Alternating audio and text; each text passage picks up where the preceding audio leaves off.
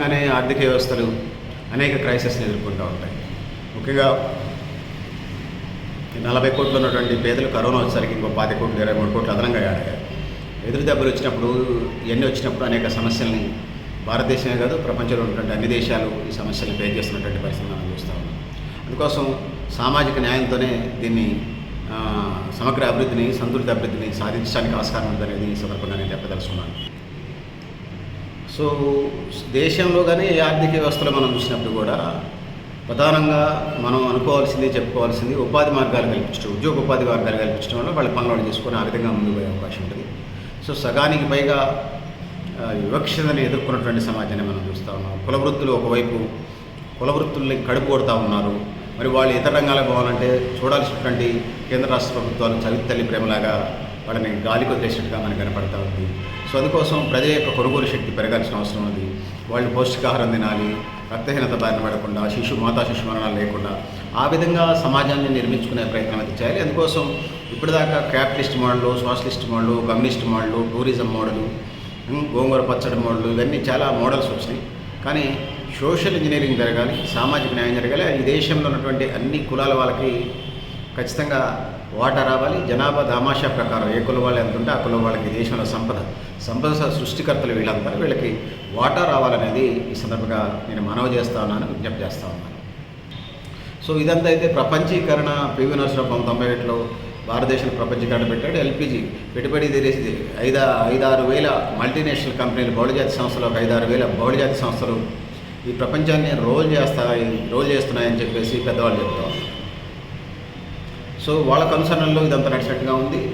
వాళ్ళే దేశంలో అధికారంలోకి వచ్చే పార్టీకి వాళ్ళే పెట్టుబడి పెడతారు. వాళ్ళకి 3,000 కోట్లు ఇస్తే వీళ్ళకి 1,500 కోట్లు ఇస్తారు ప్రతిపక్షంలో. రెండు వైపులా వాళ్ళకి కావాల్సిన బిల్లు పాస్ ఆన్ చేసుకుంటున్నారు. ఈ దేశంలో 100కి 90% మంది ప్రజలు సంపద సృష్టికర్తలుగా ఉండి సంపదని స్వీకరించలేకపోతున్నారు. 100కి 100% మందికి సంపద పంపిణీ జరగాలి, కానీ 100కి 10% మందికి సంపద పంపిణీ జరుగుతూ ఉంది. 100కి 90% మంది ప్రజలకి సంపద పంపిణీ అందట్లేదు. ఆ వైపుగా బాటలు పడాల్సిన అవసరం. ఇందులో స్త్రీ పురుష వివక్ష ప్రధానంగా ఉన్నది. మహిళలు ఎప్పుడు పెట్టుబడిదారి స్వభావం, అది ఇండియా కానీ ఇంకో దేశం కానీ అమెరికా దేశం కానీ ఏ దేశమైనా కూడా ఖచ్చితంగా ఉన్నది ఏంటంటే ద్వితీయ శ్రేణి పౌరులుగా చూస్తూ ఉన్నారు. సో ఆ విధంగా స్త్రీ పురుషుల మధ్య అసమానతలు తగ్గలేదు. ఇదొక సమస్య అయితే అంటే రకరకాల సమస్యలు దేశాన్ని బట్టి పీడిస్తున్న క్రమంలో యాంత్రీకరణ పేరుతోని కడుపులు కొట్టేటువంటి పరిస్థితి జరుగుతుంది. సైన్స్ అండ్ టెక్నాలజీ మంచిదేలే, కానీ టెక్నాలజీ ఏదైతే ఉందో మానవుల యొక్క అది మనుషుల యొక్క సౌకర్యానికి వాషింగ్ మెషిన్లు వస్తే మంచిదే, కానీ అది రజక వృత్తిదారులకి చాకలి కులస్తులకి కడుపు కొట్టేలాగా ఉండకూడదు.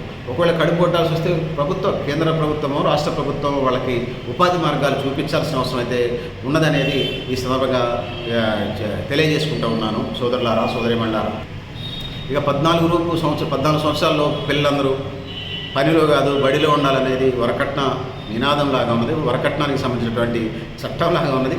సో ఇవన్నీ అట్టడుగు వర్గాలకు సంబంధించినటువంటి సమస్యలుగా మనం చూడవచ్చు. ముఖ్యంగా దేశంలో 2014లో దళితుల మీద దాదాపు 43,000 దాడులు జరిగినాయి. అంటే అట్టడుగు వర్గాల మీద దాడులు జరుగుతున్నాయి, అది ఆధిపత్య వర్గాలు. సో ఈ దేశానికి సంబంధించి అనేక సమస్యలు ఇది ప్రధానమైనటువంటి ఇదిగా మనకు కనపడతా ఉంది. సో రాజ్యాంగం మార్చాలన్న వాదనలు, రాజ్యాంగం అలానే ఉండాలన్న వాదనలు, దేవుడు ఉన్నాడనేవాళ్ళు, దేవుడు లేననేవాళ్ళు అప్పుడు ఇప్పుడు ఎప్పుడు ఉన్నారు.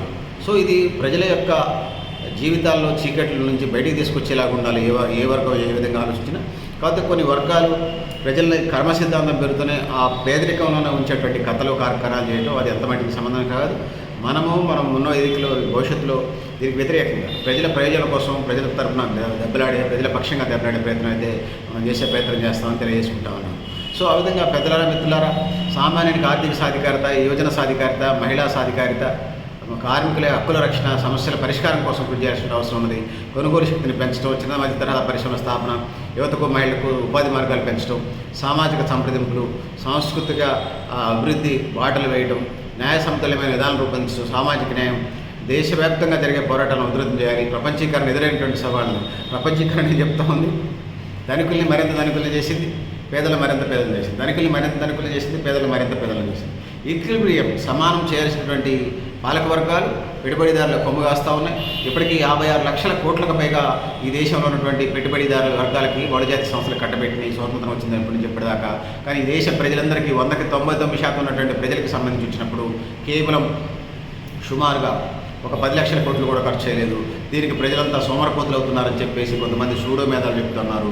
ఇది ఎంతవరకు కరెక్ట్ కాదనేది చెప్తూ, సో పెద్దల మిత్రులారా, దేశాభివృద్ధికి సంబంధించి సంపద సృష్టిస్తూ ఉన్నారు. వరల్డ్లో టాప్ 5 ఎకానమీగా ఉన్నాం ప్రస్తుతం 2025లో.